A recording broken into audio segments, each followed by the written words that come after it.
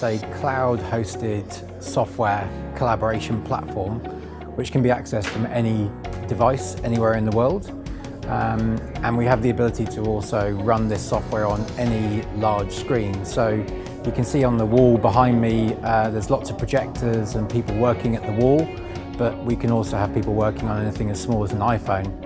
And they can be in Starbucks, they can be in America, they can be in your fantastic university.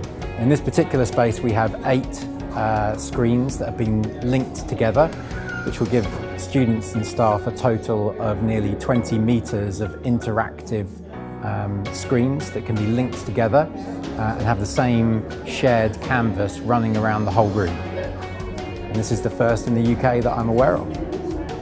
We hope that it's going to provide a whole range of different tools and facilities to staff and students that aren't currently possible.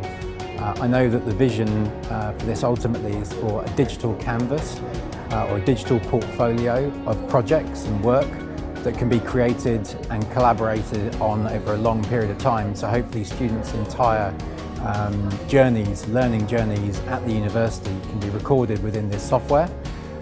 Any student and any member of staff can be invited to any canvas, enabling them to both view but also contribute and collaborate on that work over a long period of time.